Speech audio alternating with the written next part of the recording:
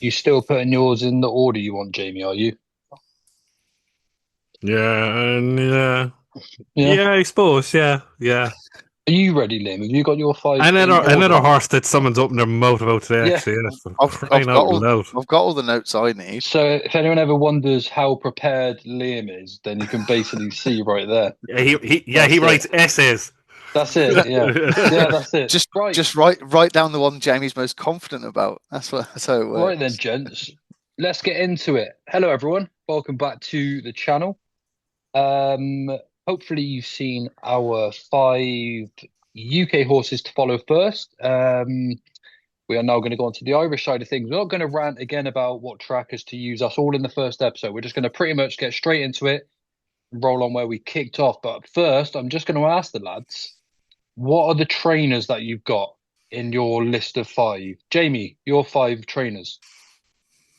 Two Willie Mullins, Yeah, one Emmett, and interesting. two Henry de Bromhead. Gordon Elliott and Gavin Cromwell horses, Calypso Chance nearly made it. A horse called Hmm. Bud Fox for Cromwell Oh, nearly lovely, made lovely it. horse. Yeah, yeah. A horse that's running behind it, and I love it, that he's running and declared on Monday at Galway is a horse called Waterford Whispers. Forgot about him. See, this is the thing I even forgot about. And there's a horse, Dermot Well, that won the last day. His form was franked at Kilbeggan by St. Lawrence something on Friday in the bumper at Kilbeggan called Passenger. Was another one that nearly made my list. But there's four there for on top of the five if you want them. But Waterford Whispers, yeah, is definitely one. If you look back at these Navan Beginner's Chase, have a look at that if you want. And surely if there's a clean bit of health from this year, there's a big handicap in him. I had one that just missed out on my list as well, and that was Mercia. You know, the Kenny Alexander filly. Yeah. She She bolted looked, up at Aintree, didn't yeah, she? she Yeah. did Grade One winner. But there is a horse that I have that sort of coincides with her. Um, well, actually, my number one. So we'll get onto that one in a little while. Gents, we'll start with you first, Jamie. But again, what's the premise of these? Is it just the same as plenty of winners? The odd one will be a target race, something like that. Most of my horses are, yeah, novice hurdlers in this division. Nice, nice, Bumper horses, really, cool. Yeah. from last year. The first horse that made my list was mentioned again by Mr. RTC today, and he's just been purchased from the Dials by Robcore for a decent price, and a horse that I was in my head, and until Mr. Alex Roger Cheltenham saw it today on Twitter, that he confirmed what I thought of him when he won his bumper at Thurles. And the horse is called Timto. Just watched the race back at Thurles. They were coming into the straight, and he was nearly taken out of it. Comes around, barely gets inside the wing, and it beats a horse of Toomey's, who I like, who's decent, and they're good owners, those yellow colours, an Eagle of Destiny. And the third horse was Galileo Sand. Now, watch Galileo Sand all year. He's been running all the bumpers. Uh, Fourth behind a horse of Cromwell's, there I mentioned Bud Fox. A horse of Emmett's, Mullins, was in that bumper, one by Kutash. He just won it down Royal last Friday. Um, Donica Doyle's father said that this horse is all speed and it has a turn of foot. And just watch the race back in Thurles and you can see it. He'd have won by a lot more if he didn't get carried over nearly off the track by the wing of the say the second last hurdle. It's just the form of Galileo Stand all summer, like second at Clarny, wins twice at Clarny under penalties, was actually sixth in a mile six maiden the last day behind Show Lynn and Paddy Sachs Hank. Mm, You mm. can see all those form lines, but he's been a big money purchase for Rob Corr. Goes to a man who I really like as a trainer when it comes to progressing horses in the Bromhead. So I'm thinking off the top of my head, Gorham Park, 2 mile maiden hurdle, like Bob Ollinger ran against Fernie Hollow or something like that all those years ago, and go from there. He's not the biggest horse in the world, so he could be an out and out hurdler, but he's definitely one to follow. And Timto is my first one. Lovely, lovely sort. I know exactly the horse you mean, Jamie. And do you know, it's reminding me of one that's not on my list. Another horse that Rob Cora bought this year called Game Ball. Have you seen him? Mm-hmm. I'll send if you, yeah, really impressive winner as well. He must make my 10, but we're only doing five today. Anyway, Liam, who have you got next? Number five. I think you're on mute, mate. I definitely was. I want to kick people off for an early start to the season, Joe. Try and get a few quid in the coffers. Okay. So forget Chepstow, forget Down Royal, forget the October meeting at Cheltenham. I'm talking in a couple of weeks at Lister in September. And this horse won Go there on, Liam. last year. The horse is Mount Ferns. So we know that Eric McNamara loves this meeting. He had a treble on one of the days. He's around about 167-1 or something treble last year, as well as other winners throughout the week. And this Mount Ferns was a winner at Listowel last year, but he's now gone over fences. And I would encourage everybody to go back and watch his first start over fences. He finishes 6th, and on the bare form, you wouldn't think much of it, but please go back and watch it. The horse is given a educational ride. He's very much not put into the race as such, and he jumps the second last so well. The jockey then takes a little bit of a pull, and he jumps the last spring heeled. All hands and heels. This horse has definitely got wins in him. I think you can follow him not just at Listowel, where Eric McNamara will definitely be targeting him, but potentially if a mark of 100 in both codes, he could rack of wins, whether it be over hurdles or fences, but definitely one on the radar for a couple of weeks' time, and hopefully he can get people off to a flyer before the season has even started.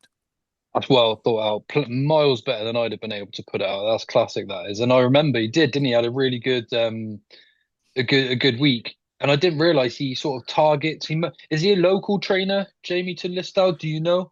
He trains in Limerick, which is Does he? close. Okay. It's the next Sure. county next to top of the Stole is in North Kerry, so like you can go the back road from the Stole to Limerick, which is about 40 minutes.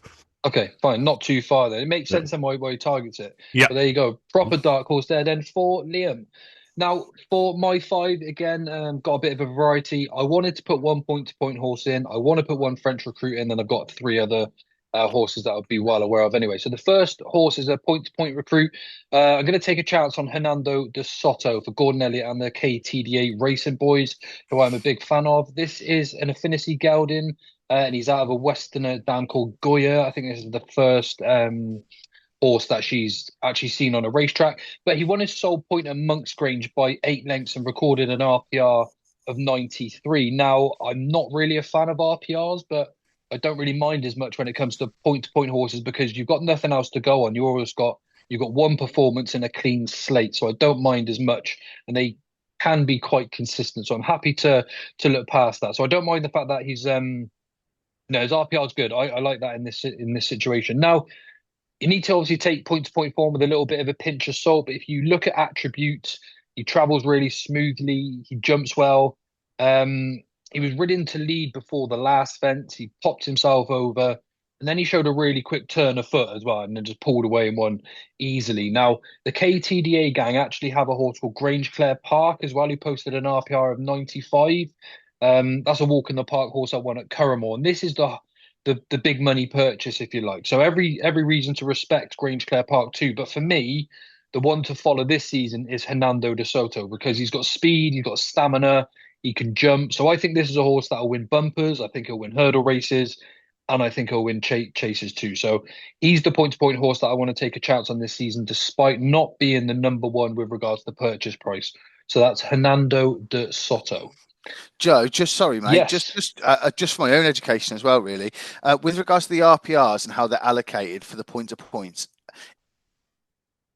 like a barometer or sort of rating that you're looking for that they've achieved in point-to-points, and is there any way you know of to access all of the ratings that have been given to the point-to-point performances? I don't know myself. That's what I'm asking. You can actually find them on Ante-Post at the moment. You'll generally find if you look for a point-to-point horse, like if you look for Hernando de Soto, it will bring up a profile, but it will have blank silks. Mm-hmm. It won't say yet that the horse is with Gordon Elliott and KTDA Racing, but I know he is, for example. But you can see the RPR rating there. If you want to go and watch sort of point-to-point replays, you can watch sort of like the Racing Inside TV track. That's a good channel to watch, and YouTube generally as well. Or bash something in on Twitter and something will generally come up. But if you find something in the 90s, you're generally expecting to see a good horse. But again, with pointers, you don't know how geared up they are for these races. Yeah, have they left much to work on? Are they geared up to the max to make themselves look good so they can sell for a bigger price? You've got to be careful. But again, this is maybe why I like Hernando de Soto. He's nicely built. travels, jumps, turning foot. He showed everything. I'm like, that's a smart horse, and I think he'll win plenty of races. So, Jamie, coming back to you then for number 4, effectively on your list. Yeah, this made my list very last minute, Joe. Very last minute, and it caught my eye because when Mr. Sean Dunn put in a picture the last day of a horse on his laptop, just remind me of a horse that I really like. The horse he had in his laptop was from Martin Brazel. It's called "It's Only a Game." Oh, okay. And this race, I think it was the last bumper of Punchestown. To be honest with you, this was the most impressive bumper winner of the week. It's owned by himself, Emmett Mullins, and he trains it as well. Now, I'm surprised there's no big money owner in coming in for that, but Okay. look, Emmett's fine. He'll do what he wants, and you know yourself, if Paul Burr might buy it or McManus might buy it, you know yourself. The horse is called Vittorio PL. He won, I think it was the Saturday bumper at the Punchestown Festival on the 3rd of May. Wow. He was ultra impressive. Made all. They came to him and he went again. He posted an RPR of 123. He's unheard of in bumpers sometimes. And top speed of 71. He really looks like a top class horse that's going forward. And he does. And I know it's only a bumper. They haven't jumper hurdle yet. But I think President was talking up, it's only a game. He's third, Labrador Grove, he was talking up as well. Fraher Field has been running around in bumpers all summer. Won there a couple of weeks ago in Wexford. He beat a horse that we actually got a tip for, my crowd, that, you know, Brosna Queen was beaten 18 and a half lengths. Then comes out in the June meeting at Punchestown and wins a bumper impressively. So that'll tell you. And there was a horse that was really touted from, was beaten out of sight, but I'd say it was just, look, he wasn't right on the day for McManus and Willie Mullins, called Quantum Boy, who was a big talking horse last year going into it, but I suppose he took a long time to come to hand. But just go back and watch this bumper. He's the most impressive bumper winner, I thought, of the whole Punchestown Festival. Look, sometimes they don't work out, Joe. You know yourself, they just don't work out. But from my eye and what he recorded and he posted as an RPR, I think this horse could be a top class horse, and I hope he is. And it'd be good to see Emmett. Emmett knows the time of day how to get horses well handicapped, but it'd be nice to see him have a decent novice hurdler who's great at class. After what happened last year when we were there the year before with Jeroboam Masham, who just wrong last year. So look, we'll see how we go, but just go back and watch that race and you'll see what I'm saying. And there was also that horse, Jamie, you took from bumpers to graded chase winner in the same season. Farinelli. That's the one, Joe. Yeah. Ranelagh, yeah, that's the one. Yeah, something like that, wasn't it? Yeah, so yeah, he's definitely one for the trackers and he'll win races, and it's Vittorio PL. Lovely. Nice one, Jamie. Nice again. Dark horse. I like these ones, lads. Liam, who have you got next for us? Yeah, sadly, my pronunciation's nowhere near as good as Jamie's. So I've picked a few I'm going to butcher. That's right. So you should have seen when we've had old boss man pronounce a few. He comes up with some classics. So my next one is Carl de Toulouse. I think many. Carl de Terrell. Even I got that one. No. For Philip Fenton. So for Philip Fenton, absolutely. So yeah, those that want to stick it in the tracker. Ultimate horse. Carl with a K, DESTOURELLES. But I think that this horse is potentially progressive. I wasn't so sure. Jamie's mentioned there about the fact of him going chasing. I'm not so sure if they will go down that route. And if they were not to, the fact that he's just a 5-year-old, finished 7th in the Potemps last season. He was 4th then after that run at Punchestown, and he was squeezed for room that day and was a little bit unlucky not to finish closer to the winner. And the fact that he's only 5 turning 6, I think potentially could be progressive, like the likes of Franciscan Rock last season, or Rocky's Diamond, who finished 4th, I think it was, in the Stayers. And I think potentially, as stamina becomes a little bit more to the fore as this horse gets older, especially throughout this season, that he could progress from being a handicapper to potentially being one of those who's towards the head of the market come these kind of staying grade 1 races towards the back end of the season in the spring. We know it's a pretty windy division. It's particularly weak. So I think he's one you can certainly follow and back on numerous occasions throughout the season. So Jamie, what's his name again? Carl de Terrell. That's my number 4. Get it in the notebooks. Lovely. Thanks very much, Liam. Okay, so going on to my number four. And this is again, I'm going to take a chance here on one of the new French recruits and see if my eye can do the job for us. Now, this is obviously a French recruit, a 4-year-old in training with Willie Mullins, surprise, surprise, and will run in the silks of the Donnellys. So you've got the famous yellow and black checks there. A new recruit, and he actually comes, like I said, in the form of Lord the Board, who joined Willie Mullins. His debut was particularly interesting because he was actually pitched in against experienced rivals, and he'd never even run on a racetrack before, but he dug really deep to hold off a fast finisher on the inside. And that performance can probably be marked up quite a bit. He actually won at a place called Argentan. It's a really wide track. Now, when he came around the final home turn, he went all the way across the track, which is, if you go and have a look, it's a significant way. It's not like you're going across a 50-yard gap. There's a good, 80, 90-yard from the inside to the out. He went all the way across, but he still managed to hold off like a real fast finisher. And again, this is a horse that has never even had a racetrack gallop before, but he beat a load of horses here with experience. Now, he definitely looks to me like one of the more promising recruits, and the fact that he's obviously won a race this side of the new season means he's going to remain a novice. He's got plenty of speed, and horses by Cocorico at the moment seem to be really popular on the basis that they offer a lot of real strong physicality traits. That's something I'd say is quite important when you're going to be looking at horses going to the Willie Mullins yard with these sort of deep gallops, because if they can't handle that, then they're probably not going to turn into the best horses. So the fact that he dug deep, the fact he's by Cocorico, got speed, I think we can afford to take a chance on this horse. I think there's a lot of improvement to come, and the fact that he's been offered straight away to Willie Mullins, and the fact that Donnelly's have picked him up, I think is going to be quite significant. To be honest with you, the thing with these Frenchies now is, Mullins has got agents left, right, and centre. When you find these real smart horses, they generally get offered them first. So this is why you've sometimes got to be sceptical of some of the ones that are winning French races and then coming over to England, because if Willie Mullins doesn't want it, there's generally a reason. But sometimes it's that physicality, and I think this horse has that. So Lord de Boards. Jamie, number 3 on your list. Another horse that a fella who I really respect in a Jumpers to Follow fella actually mentioned him after he won his bumper at Cork on the 11th of July. Now, I think he was a double figure price in the morning, owned by SP Fitzgerald, who's had horses with obviously Willie Mullins, the likes of Royal Rendezvous, won a Galway Plate. Oh, okay. The horse is called Salsina, backed, if defeat was out of the question, to 5-4. I got 7-1 in the morning out of a text message of an old buddy of mine saying, just back this horse.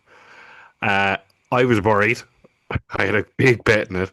And John Gleeson, who rode obviously Dream to Share to win a bumper, stats second last, miles off the pace. They went a decent gallop for a bumper, 30, 32 miles per hour, which is unheard of really in summer bumpers. But then he turns around into the corner, and I advise anybody to go back and watch the turn of foot. It was instant, right? Instant, and he nearly topped 40 miles per hour on the straight in Cork. Long straight obviously gets the horse going in Cork, which is great. It's great education, but just go back and watch the race. This is definitely a horse to follow. Above average, I think, for the time of year. I thought it would go to Galway, but it didn't, so that means it's good. I don't mind horses going to Galway over the season, but if you're keeping him back, he must be good. I advise anyone to go back and watch the race. A horse finished 10 lengths behind him, Bear Bua, has won a bumper at Wexford. They had a horse in that race called Miss Chacond, same owner. So I think they know that level. Like Bear Bua was around with Fraherfield. Form ties in, of course, with the horse I said before, was Vittoria PL, who destroyed Fraherfield. So these are 2 bumper horses that I've picked who have potential. But I actually forgot about Salsina, and I remember I just saw what Paul Ferguson said, that's a decent horse, above average for the time of year.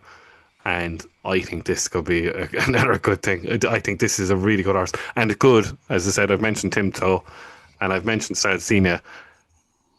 The Bromhead hopefully has a squad now of younger horses to come back to where the heights he had during COVID of the Cheltenham Festival, that eventually he might get horses back in his yard that, will take on Willie Mullins and Gordon Elliott, because the Bromhead for me is still a top class trainer and knows how to prepare horses and knows how to get them to jump. And Salsina is definitely a horse to follow. I advise anybody to go back and watch that race at Cork because he was super impressive. Yeah, well said there, James. Well, like you said, because to be fair, the Bromhead had one of the toughest times ever. So yeah, I'd like that, and I'll back it. I'd love to see Salsina now go on, like you said, Jamie. I was going to say something else to you then. Oh yeah, I think you've enjoyed this Horses to Follow malarkey a bit more than you thought you would actually, Jamie, haven't you? But if you want me to find a gem, I'll find a gem for you. Because there's some good ones there. Look. Liam, have you got anything to bring next? I have my one and only horse that comes from Mr. Mullins' yard. Hey. And again, not doing myself any favours. Harrier de Blaise. Is that all right, Jamie? Carrier de Blaise. Yeah, I know the horse. No, you'd have to repeat it. You just have to say, yeah, that's fine. Yeah. Carrier de Blaise. No. And I love this. I love when people say to me, I can't. All right, mate, can't understand the Irish fella, but he can pronounce stuff all right. Anyway, so she was sent chasing last season as a 4-year-old, and she was chucked straight into Grade 2 company and finished, only 4.5 lengths. Probably the whole story, because the winner was only by night, and she won pretty hard held. She went on to run really well in the Arkle. She got beat by, I can't remember now. Django Bay, and subsequently. I don't think we'll go through an episode for the whole year without Liam mentioning Django Bay. I know. How long can someone hang on the coattails of 112 to 1 winner? We'll give it a few more you months. can keep going as long as you want until the next time he wins. Pathetic. Grow up. Anyway, Carrier de Blaise then finished second again, but behind Fun, who I think is a horse who's probably one that people want on side first time out. She seems to go really well fresh. She's actually got an official rating that's higher than Only by Nights, which I thought was ridiculous the other day. So Fun beat her by 7 lengths. She's now 149. Only by Nights 148. She'd have won the Arkle then, wouldn't she, Liam? She's better than the. Well, I don't know. Django Babe was rallying. Yeah, loads left. And then she was second again, a third time out to Zenta. And if you actually go back and watch that race, I think the key to this horse is, first of all, do not be backing her going right-handed, because when she started to come under pressure in that race, when it was Carrier de Blaise's race to lose, she started jumping out to her left and just gave up so much ground. But she's off a mark of 135, and she's got some decent form lines behind those other mares that I've mentioned, and definitely she'll be progressive. She's be 5 turning 6. There's still plenty more to come. She's potentially in loads of people's trackers anyway, but if you're considering binning her, don't. I think she's definitely got wins in her, and you know what Willie's like. He's not interested in plotting stuff generally for handicaps. She could continue to win and progress, and you could have a few quid on each time and be able to properly follow her throughout the season. There we go. Lovely stuff. Nice one, Liam. Thank you very much. We will remind you all of the horses as well at the end of the episode. Do not worry. My next is a horse that everyone's going to be familiar with already, and it's a horse called King of Kingsfield.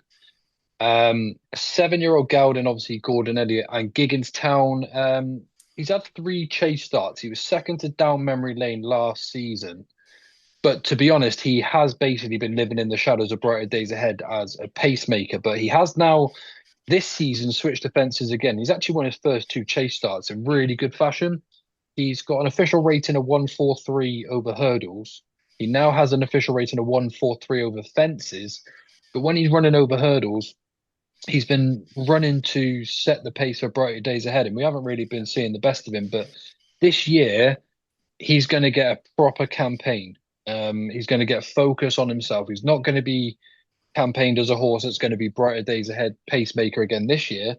And his jumping's just been absolutely brilliant as well. So a handicap's going to be no issue for him. Now this year, be warned, Gordon Elliott is not going to be targeting Down Royal like he has in previous years. But the fact that King of Kingsfield's already had these 2 chase starts and won in good fashion, he's race fit.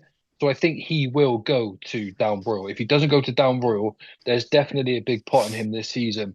He seems to find jumping fences really easy, just travelled lovely. And even though we all know this horse quite well already, he hasn't been given a fair crack at the whip. And this year he's getting that. But I think there's a big pot on him this year. So King of Kingsfield for this season does become, for me, a horse to follow. We've got 2 left each. Jamie, come back to you. I think you know the horse I'm going to say, Joe. Was mentioned by a friend of the show, unfortunately deceased now, in Mikey O'Sullivan, and said to everybody in the Willie Mullins yard, owned by the Costellos, the son was riding, that whatever this horse runs in, it'll win a bumper. Go back and watch it. Go back and watch it. Kaiser Ball is definitely a horse to follow this season. I actually fancied him if he ran in the Cheltenham bumper. I think he's that good. Now, you just don't know where he's going to go. Is he going to go supreme? But I would be more of, they think he's a turn of foot, so he could be a supreme horse because they ran Asian Master. So you'd be looking at this horse to turn up in the likes of the Navins early in the season and going forward. Just look at the horse he beat. Each to their own. Each to their own then, was 7 lengths behind him. Arslan for Willie Mullins was third. Their horse who was beaten 26.5 lengths by Kaiser Ball that Mr. Liam Firkin is going to mention in a minute, so I'm not even going to mention the name of the horse. Look at the form with the collateral form, but each to their own. If you look at it, was third in that bumper at Navan. Spinning a Yarn won it. The third, what's it? Cynical hasn't been seen yet since. Do you know what I mean? Spinning Yarn then was not right the last time. Was it Nace? I think it was Nace. Yeah, he was a bleeder. He bled. He bled that day. But look at the horse that was second, Strong Linked, rack up a sequence and won at the Galway Festival, trained by Ross O'Sullivan. But I don't know. I just go back and watch the race at Punchestown. He travelled got a bit green in the straight. Each their own had a run, and he wiped the floor with him. Now he kind of reminds me with the head carriage a little bit of like a Redemption Day. So you have to be very careful going forward. But if he starts getting no offence to Mr. Costello, that if there's a proper jockey put on this horse, they know it's a good horse. No offense to the Costos, he was fourth in the Supreme behind Slade Steel, Mystical Power, and all that, and so there's no disrespect. But if you see talent on him, he must be good, and I think he's definitely a horse to follow. And just probably like the likes of Nevin starting off the season in Maidenhead or somewhere like that. That Mullins likes to bring him to big tracks in Ireland, he's definitely a horse to follow. Kaiser Ball, yeah. Lovely, yeah, I like that too, James. Again, he looks like is destined for something smart, isn't he? Okay, Liam, who's next on the list then, please? Yeah, so for me, mate, it's a horse that was put on my radar by Charlie Post, to be fair to him, watching some content elsewhere. And he suggested this horse had run extremely well in a point-to-point. I then went back and watched it, and he was hung out the back of the field and then made really eye-catching progress to end up finishing, I think he was about 5th place. And I know that Connections were really keen on him moving forward, and that horse was Stick to the Plan, all one word. The winner, he was the winner of a maiden at Galway over. Funny enough, it was during a period of time, and Joe, me and you had spoken about this, where I was missing more winners from my and I was putting up or backing myself, which was a little bit of a painful period. And this was one of them. He was sent off 22s and managed to get his head in front that day. But I don't think it was any fluke at all. I think up in trip, this horse potentially could mix it at graded level. And I think the more the season goes on, as it becomes more competitive, he's one you can definitely follow. There have been suggestions that he'd come over for the Persian War. I'm not so sure personally as to whether I'd be wanting to part with my money over 2 miles with him again. I think it was stamina that got him up when he beat Vicker Street of JP McManus, who was well back that day. And it was a bit of a bunch finish and a bit of a messy race at Galway. However, that said, I think up in trip, I think he'd be of real interest throughout the season. I think he's one that can go in people's trackers, mate. Oh, lovely, mate. Nice one. For anyone that missed, because you did freeze them, but Liam said he was one of the abundance of tracker horses that Liam's missed at a certain time. But stick to the plan then for Liam. Didn't have to repeat it, Joe. Oh, sorry, mate. You even froze then. I think that was fate telling me to be quiet a bit then. Sorry, okay, man. So the next horse on my list, a little bit obvious actually, but I'm a big fan of this horse, and it's one called Honesty Policy for Gordon Elliott and JP McManus. Look, he is a Grade 1 winner, but the progression of this horse has just been remarkable, and he's not quite really being spoken about in the same terms as some of the horses that he's been running against. So he won a point-to-point in October at Castletown. Now, that was only in October, but he's gone from October to April. And suddenly he's a Grade 1 winner at Aintree, beat obviously one of Liam's there, Regent Stroll. But he's been massively progressive. And he then went to Punchestown in the Grade 1 and only got done in a head bob by Jasmine DeVoe, finishing second by half a length. Now, he's only been racing under rules for sort of, say, 6 months. There could be so much progression left in this horse yet. And there's a big price wherever he goes. Now, we will find out the scoop sooner or later, whether Honesty Policy is going to be staying over hurdles or going over fences. But as a point winner that's progressed so fast and already a Grade 1 winner, I think they've got to take their chance at sending him over fences. We've seen a similar thing with Final Demand with Willie Mullins. He was a point winner and then went straight into the Grade 1 at the DRF and won in great style. He's going to go chasing. So I think Honesty Policy deserves to be spoken about in the same sort of category as those, but you're finding him at a huge price for some of these staying novice chasers. And the way Gordon's going to campaign his horses this year, I think is going to be very different. I know I've highlighted that already. I've got a big suggestion to say he won't be getting his horses out too early this year. So just bide your time. And when we see Honesty Policy, I think he's just going to progress all season and pick up plenty. I think you could back him all year. You're going to come out of profit at level stakes in the race. So, Jaime Wrenn, the final horse. Is this the one you've been keeping from me? I've been trying to get it out of you for God knows how long, and you're just shutting me down. This is a good one, and you're going to enjoy this one. Because I was told, it's in the headlines actually, small bit, but I was told before a couple of weeks ago that Ben Brookhouse is giving up training and training somewhere else. And this horse is now currently 66 to 1 top price for a Supreme Novice Hurdle. And maybe might go up in trip. But Ben Brookhouse, father, has sent a horse to Willie Mullins. And he's called Brecon Castle.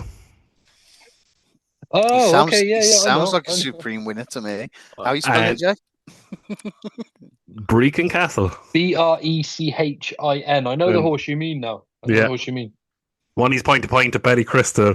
Then absolutely hosed up at Sedgefield. We were there in the November meeting 2 years ago, beating Fireflower and Paul Nichols. Then went on into the bumper, good memory, at Ascot, and was beaten by Let It Rain, who will come back this year for Skelton the Mare. Was giving that horse, was beaten 3 lengths, and was giving that horse £11. So if that was levels, Brecon Castle would have been. And I heard the trainer and the owner quote, this horse still has a turn of foot, which I like. They've sent it to Willie Mullins for a reason. The third horse that day, Joe liked in that bumper, won a lot of races last season in Celtic Dino. So, but the way it won at Cheltenham that day, and I saw it going up the hill, there's a turn of foot there. He could be ended up in maybe that Navan Novice Hurdle, maybe 2.5 miles, just something like that. I think at the top of my head there's a Grade 2 before Christmas in December at Navan. Do you know why he's not been seen, Jay? Sorry to interrupt you. He got injured after the race and then Let It Rain run against Friendship of Hobbs at Chepstow, and then won at Wetherby, and she got injured too. But he was injured, slight injury, not massive apparently, when it was beaten by Let It Rain in Ascot last year, and everyone was raving about Let It Rain because it beat Brecon Castle. But it's the eye-catching thing that it's gone to Willie Mullins, and I guarantee you it'll improve over 20 pounds. Has already under that name. It has already. I did have a little bit of a nibble for the crack at 66 to 1. Good. I was going to ask you if you actually, put the money where your mouth is, sort of thing. But yeah, it's so eye-catching. Why not? And he was he looked a decent horse, and hopefully he's over his injury, and look, no better man to do the job. So Brecon Castle is definitely a horse to follow. Well, that's a dark horse that I've been trying to figure out, because there are a few that have gone from somewhere over to Mullins, and there was that Poetisa, and I said, that's the one, Jamie. And you're like, no. And I'm like, it must be. I can't think of any more. Brecon Castle. Well, I never knew, and that's a really interesting one. 66 available for the Supreme, Jamie said. Mm-hmm. Lovely stuff. Liam, your finale for the Irish horses, please. Yeah, so I suppose in my mind, trying to think of a horse to follow, it has to tick a few boxes. You need a trainer who can essentially get one ready to run up a sequence. You need a horse who's on a decent mark to be able to do that. one that's already handicapped, and I don't think there's a better person in Ireland if you're trying to tick those boxes than Gavin Cromwell. He's got a horse called Shiraz, 2 separate words, Shwerraz.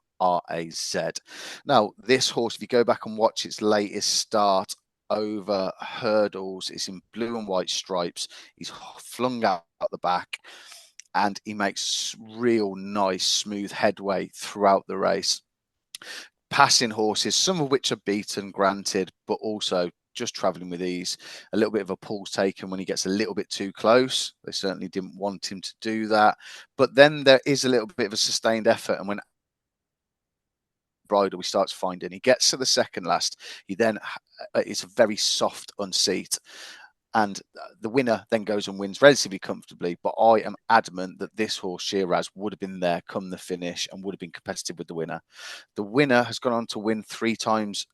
In addition to that, a spur of the moment is that horse who won the race. That horse is now rated 122 over hurdles. Shiraz is now rated 97. I think there's a sequence. I think that Gavin Cromwell, as we know, likes to get his string forward, or elements or aspects of his stable forward in the early parts of the season. I think this horse will be one of them. Whenever it's out early in the season, back it again the next time. I think there's a sequence, and it's one you can definitely follow with your pocket and with your money. And I think he'll rack up a sequence of wins. Nice, O'Neill. I love that. Putting the confidence on the line for the strongest one. Well, I better not disappoint after your 2, because they've been brilliant, those final ones there. Well, I'm going to be going to the 4-year-old division. There's a horse called Declan Quealy, who is a really, really good operator. I didn't realise how good of a trainer he was really until following him last season, if truth be told. And he was just racking up bumper winners, novice hurdle winners. He was doing absolutely everything. He's got a lovely 4-year-old gelding by Sayuni called Bacchanalian. A really lightly raced 4-year-old at the moment, 6 starts to date, and actually won 3 of his hurdle starts as well. Now, I'm a big fan of a horse called Mercia. We know obviously she's gone on to become a graded animal, and she's going to be destined for much better things. Well, these 2 actually met at Nace back in February. And Bacchanalian and Mercia were well clear of the remainder, and he managed to do her by a neck off level weights. Now, obviously, she's gone on to better things, but since then, Bacchanalian went up to a mark of 133 and beat a horse called Cool One in a grade 3 at Nace again, and absolutely bolted up by 11 lengths easily in a grade 3 by 11 lengths, but was only given £1 for that. So we've gone up now from 133 to 134 after dotting up in a grade 3, and the form has been franked massively since. So Bacchanalian's 134. Mercia is off 141, that mare at the moment. So I think he is absolutely thrown in for a handicap hurdle sometime in the near future. Those 2 wins came in February. We haven't seen him since. Whether that's by design or not, I do not know. I will try and find out. But surely there's a massive handicap in this horse off 134, because he's better than Mercia, I would say. And she's already up to a mark of 141. So for me, Bacchanalian for Declan Quealy is the big pot hunter. And we will just follow him from start to finish, really, I suppose, until he becomes too high in the handicap. But I think he's well in for now. Okay, then, lads, that is both episodes done. Anything else to add, or are we okay? No? Let's run through the last 5. Go on, Liam. Anything to say? No. I had nothing to add, mate. If you boys could just reel off your 5 again, just to make sure the people at home have got these. Liam or Jamie? Liam, you ready? Yeah, happy to go. Yeah, Mount Ferns, trained by Eric McNamara. Carl de Toulouse, the one I can't pronounce. I'm sure everyone's got that one. Stick to the Plan. Carrier de Blaise over at Willie Mullins, and the main one to follow, especially early part of the season, is Sheer Ram. Perfect. Jaime Wrenn, can we have your 5 in proper Irish, please? Tim Toe. Tim Toe, Rob Corr, Henry de Bromhead, Victoria PL, Emmett Mullins, Salsina, Henry de Bromhead, Kaiser Ball, William Mullins, and the dark horse to the whole out of the whole season, and hopefully Willie Mullins will bring him back, is Brecon Castle. Fantastic. And my 5, so we're going to have Hernando de Soto, the point-to-pointer for Gordon Elliott and KTDA Racing.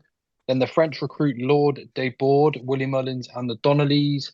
Then we're going to have King of Kingsfield for Gordon Elliott and Gigginstown.